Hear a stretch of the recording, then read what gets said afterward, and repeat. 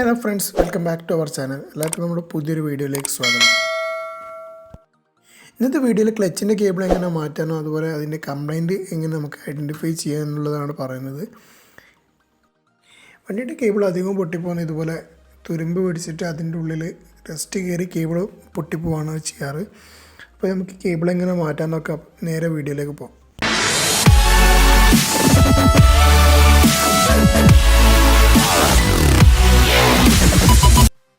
ഈ ഒരു കേബിൾ മാറ്റുന്നതിന് നമുക്ക് മെയിനായിട്ട് 2 സ്പാനറാണ് യൂസ് ചെയ്യുന്നത്.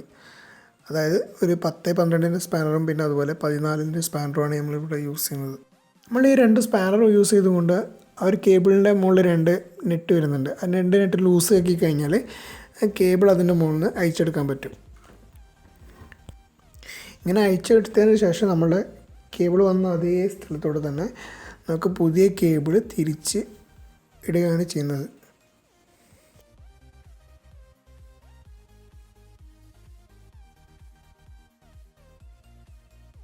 ഇപ്പോൾ നമുക്കിവിടെ ഡിസ്കണക്ട് ചെയ്യുന്നത് ക്ലച്ചിൻ്റെ ലിവറിൻ്റെ മുകളിലാണ്. അപ്പം ക്ലച്ചിൻ്റെ ലിവറിൻ്റെ മുകളിലൂടെ കണക്ഷൻ ഒഴിവാക്കി കഴിഞ്ഞാൽ നമുക്ക് ആ കേബിൾ ഫുള്ളായിട്ട് പുറത്തേക്ക് എടുക്കാൻ പറ്റും. അതിന് ശേഷം നിങ്ങളിവിടെ കാണുന്നതാണ് ക്ലച്ചിൻ്റെ ഇപ്പോൾ ഉള്ള ക്ലച്ച് കേബിളിൻ്റെ കംപ്ലയിൻറ്റ് പറയുന്നത്. അതായത് പുറമത്തെ ലെയർ കംപ്ലയിൻ്റ് ആയതിനു ശേഷം അതിൻ്റെ അകത്തുള്ള ഇരുമ്പെല്ലാം തുരുമ്പാകുന്നൊരവസ്ഥയാണ് ഇപ്പോൾ ഉള്ളത്.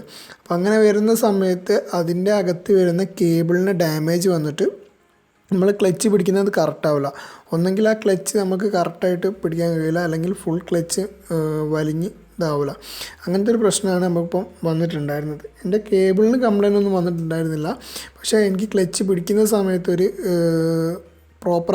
ആവാത്തതുപോലെ തോന്നിയത് കൊണ്ടാണ് ഞാൻ ഇപ്പോൾ ഇവിടെ കേബിൾ മാറ്റുന്നത്.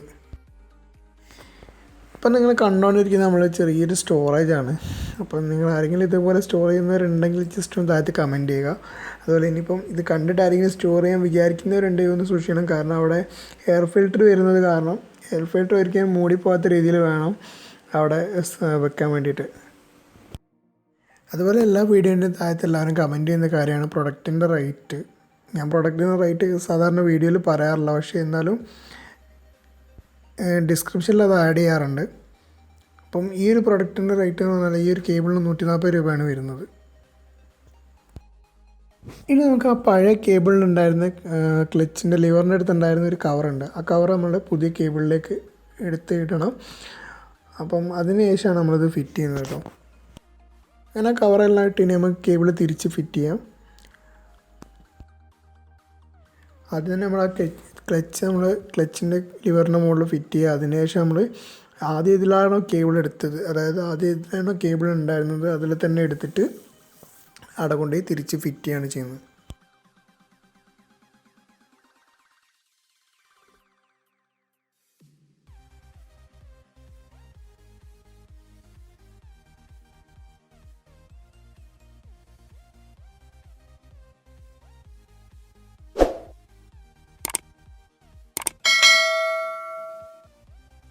ഇനി ഇതിവിടെ കണക്ട് ചെയ്യാൻ ബുദ്ധിമുട്ട് വരുന്നുണ്ടെങ്കിൽ ആ കേബിളിൻ്റെ മുകളിൽ വരുന്ന 2 നെറ്റ് ഫുള്ള് ലൂസാക്കിയതിന് ശേഷം ആ കേബിൾ കണക്ട് ചെയ്താൽ മാത്രം മതി.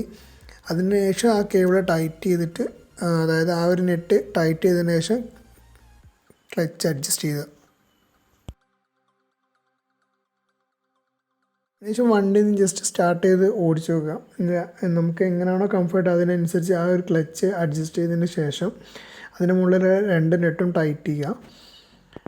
അതിനുശേഷം നമ്മുടെ മുകളിൽ ക്ലച്ചിൻ്റെ ലിവറിൻ്റെ അടുത്ത് വരുന്നൊരു കവറുണ്ട്. ആ കവറൊന്ന് പ്രോപ്പറായിട്ട് ഇട്ട് കഴിഞ്ഞ് നമ്മുടെ വർക്ക് കഴിഞ്ഞു. ഓക്കെ ഫ്രണ്ട്സ്, എല്ലാവർക്കും ഇന്നത്തെ വീഡിയോ ഇഷ്ടപ്പെട്ടെങ്കിൽ ലൈക്ക് ചെയ്യുക, ഷെയർ ചെയ്യുക. അതിനാൽ നിങ്ങളുടെ അഭിപ്രായങ്ങൾ താഴെ കമൻറ്റ് ചെയ്യുക. പുതിയൊരു വീഡിയോ വരുന്നവരെ എല്ലാവർക്കും ബൈ.